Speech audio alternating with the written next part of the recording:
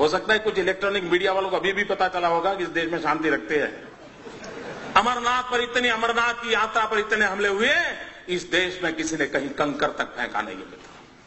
अमरनाथ की यात्रा पर इतने हमले हुए, इस देश में किसी ने कोई कंकर तक फेंका नहीं है। रघुनाथ जी के मंदिर पर हमला हुआ, इस देश के अंदर किसी का घर नहीं जलाया गया था। अयोध्या में प्रभु राम जी के मंदिर पर हमला हो गया, वाराणसी में हमला हो गया, इस देश में कंकर नहीं गिरा है मित्रों। गुजरात के अंदर अक्षरधाम पर आतंकवादी आए थे मित्रों, गुजरात ने बंद रखा था, लेकिन गुजरात में अक्षरधाम के बाद एक कंकर तक नहीं पड़ा है। लेकिन कुछ लोग हैं इन चीजों को भूल जाना चाहते हैं, सच्चाई को उजागर करने की उनकी हिम्मत नहीं है मित्रों, और इसलिए झूठी बातों को लेकर के हिंदुस्तान की जनता को गुमराह करने में लगे हुए। और इसलिए मैं कहता था मित्रों, इस देश में एक विदेशों के पैसों से पला हुआ एक 5 स्टार एक्टिविस्टों का वर्ग है, जिसकी हर गतिविधि को चौंक करके देख लीजिए। उनका काम यही होता है, कोई भी घटना घटे तो आतंकवादियों को बौद्धिक प्रोटेक्शन के दिए वो मैदान में उतर आते हैं, नई नई मनगढ़ंत स्टोरियां गढ़ाते हैं, नए नए तर्क देते हैं, और आतंकवाद के खिलाफ अगर किसी ने आवाज उठाई, वो जैसे देश का दुश्मन है, कॉम्बिनर है, हिटलर है, न जाने कौन कौन से डिक्शनरी के शब्द हैं, उसको निकाल के आते हैं मित्रों। वो डरते हैं जो अपनी छवि के लिए मरते हैं। मैं तो वो इंसान हूं जो हिंदुस्तान की छवि के लिए मरता हूं, मुझे मेरी छवि की परवाह नहीं।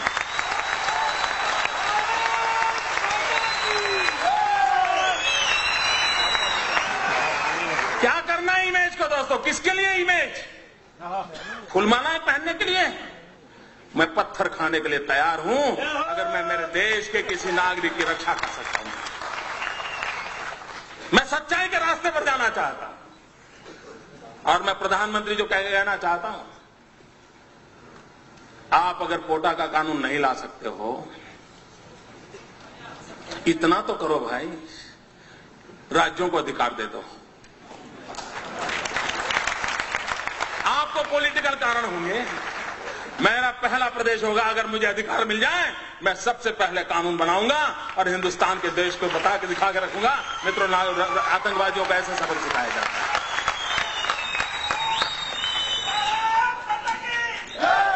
कुछ तो हिम्मत दिखाओ भाई, लोग बेमौत मर रहे हैं और आप अपनी राजनीति पर उतारू हैं, देश के भविष्य की आपको चिंता नहीं है। और मित्रों, कैसी हरकतें हो रही हैं, आतंकवाद ऐसे नहीं बढ़ रहा है। आतंकवादियों के हौसले उतने बुलंद नहीं है जितने रास्ते तैयार कर देते हैं जो आतंकवादियों को चलने काम आ रहे हैं। मुझे बताइए, गुजरात के अंदर एक इशरत जहान नाम की लड़की को, आतंकवादी लड़की को, हमारी पुलिस के साथ एनकाउंटर हो गया, अब उसको मार गिराया।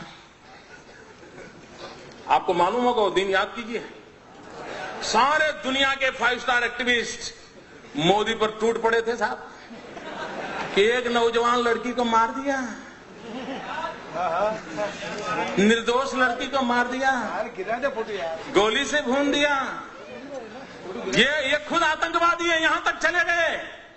इतना ही नहीं मित्रों, इस प्रदेश के अंदर 5 स्टार एक्टिविस्ट, कुछ मीडिया के मित्रों ने उसे एक बहुत बड़ी शहीद के रूप में उसकी जनाजा निकाला था। चद्दर चढ़ाने चले गए थे, चद्दर चढ़ाने चले गए थे, और एक पार्टी के नेता 1 लाख रुपया देकर के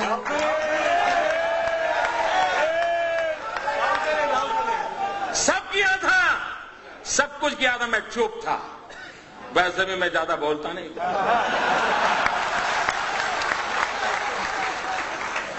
मैं सही जगह पर, सही भाषा में, सही समय पर बात करने का आदमी।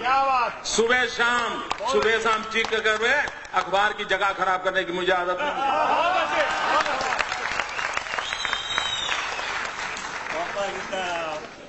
दो प्रकार के नेता होते हैं दोस्तों, कुछ नेता हैं जिनको सिद्धि में विश्वास है, कुछ नेता हैं जिनको प्रसिद्धि में विश्वास है।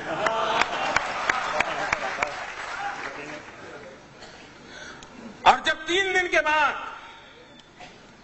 ग्वाजा टाइम्स, जो लश्कर तोयबा का एक मुखपत्र है, उसने एक आर्टिकल लिखा, पाकिस्तान में आर्टिकल छपा कि हमें शान से गौरव हो रहा है कि इशरत जहां जैसी एक लड़की ने हमारे मकसद को पूरा करने के लिए अपने आप को बलि चढ़ा दिया। जब पाकिस्तान में तब जाकर के चुप हो गए, फिर पता नहीं उनकी वो रिकॉर्ड की वो कैमरा वाली चीजें कहां चली गई, वो चद्दर चढ़ाने वाले कहां चले गए, सारा खो गए। चुप है, 2 साल इतने साल हो गए चुप है, कोई पूछने वाला नहीं उनको। अगर मैंने ऐसी गलती की होती तो साहब मेरे बाल नोच लेते, मेरे बाल नोच लेते। इशरत जहां, मित्रों, अभी एक टीवी वाला बता रहा था कि किसी ने किसी लड़की को बम रखते देखा। मैं नहीं जानता वो सत्य क्या है। लड़कियों का उपयोग हुआ था। जिस दिन गुजरात ने इशरत जहां के एनकाउंटर में हत्या की, अगर महाराष्ट्र की पुलिस जाग जाती तो शायद ये लड़कियां बम रखने के लिए मैदान नहीं होती। लेकिन आपको परेशानी है, आपको निर्णय करने नहीं है, आप डरते हो।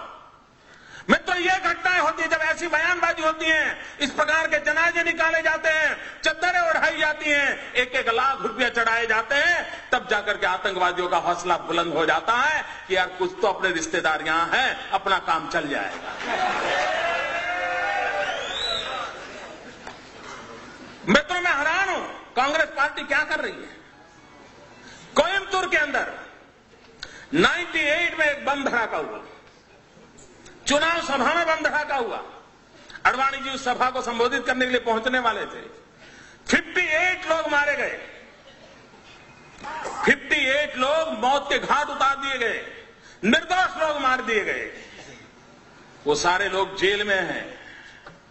लेकिन आपको जानकर के हैरानी होगी मित्रों, केरल विधानसभा में वहां की सभी पार्टियों ने मिलकर के, वहां 2 पार्टियां प्रमुख हैं, कांग्रेस एंड कम्युनिस्ट, और बाकी उनके गठबंधन के साथी है, सबने सर्वसम्मति से एक प्रस्ताव पास किया कि 98 के केस में जो मुख्य गुनहगार मदनी करके जो जेल में है, उसे जेल में से रिहा कर दिया जाए। क्या क्या सब समाचार देश को क्या संदेश देना चाहते हो आतंकवादियों को। केरल असेंबली ने और होली के दिन स्पेशल सत्र बुलाया था मित्रों, स्पेशल सत्र बुलाया था, और उस सत्र के अंदर प्रस्ताव पारित किया है कि कोयम्बतूर का जो मुख्य गुनहगार है, उस गुनहगार को जेल से बरी कर दिया जाए। क्यों? क्योंकि वो चुनाव में उसको कैंडिडेट बनाना चाहते थे। मित्रों, इससे बड़ा दुर्भाग्य क्या हो सकता है। अभी तमिलनाडु में चुनाव हुए मित्रों, तमिलनाडु में कांग्रेस पार्टी ने जिसके साथ समझौता किया है, उस पार्टी का नाम है तमिल मुस्लिम मुन्नणी कड़गम, तमिल मुस्लिम मुन्नणी कड़गम। मित्रों, सीमी पर जो चार्जशीट है, सीमी पर जो चार्जशीट है, उस चार्जशीट में ये तमिल मुस्लिम मुन्नी कड़गम का नाम है। उसी पार्टी के साथ तमिलनाडु में कांग्रेस पार्टी चुनाव समझौता किया और चुनाव लड़ा। मित्रों,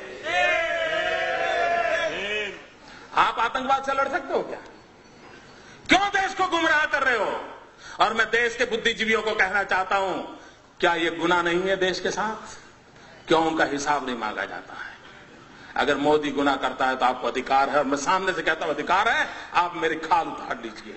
लेकिन देश के हित में और लोग जो पाप कर रहे हैं, उनसे भी तो देश को प्रशिक्षित कीजिए। क्या ये दायित्व तो नहीं है हमारा? मैं इन कलम के धनियों को कहना चाहता हूं, देश की ये मांग है। मित्रों, अभी आसाम के चुनाव हुए, आसाम के चुनाव के अंदर जिसने आसाम को लहूलुहान कर दिया, वो उल्फा ओपनली कांग्रेस पार्टी को चुनाव जिताने के लिए समर्थन में मैदान में था। उल्फा जो आतंकवादी एक्टिविटी करता है, जो निर्दोषों को मारता है, किडनैप करता है, आप उसको चुनाव के अंदर आपका राजनीतिक फायदा हो रहा है, इसलिए उसका आप किस मुंह से आतंकवाद के खिलाफ लड़ोगे? मित्रों, बिहार में चुनाव हुआ, यूपीए का एक घटक दल उस चुनाव के अंदर एक मेहरबान को लेकर के चुनाव सभाओं में घूमते थे। क्यों घूमते थे? क्योंकि उसका दिखवावा बिन लादेन जैसा था। बिन लादेन जैसा दिखता है, ये बिहार में लोगों को दिखा करके वोट मांगे जाते थे। मुझे कल्पना कर सकते हो मित्रों,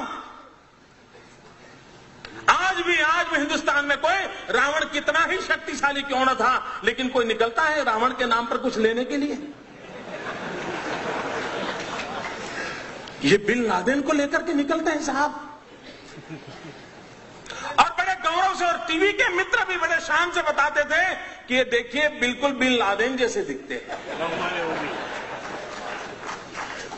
पता नहीं उनका किस जन्म का रिश्ता है, मैं नहीं जानता हूं। क्या ये देश की सेवा हो रही है? मित्रों, मेरे भीतर एक आग है, इसलिए मैं बोल रहा हूं। मैं 200 लोगों की मौत देख नहीं सकता दोस्तों। ये मेरा राजनीति नहीं है, ये मेरी राष्ट्र नीति का हिस्सा है। और मित्रों, मैं राजनीति के लिए वादा नहीं किया।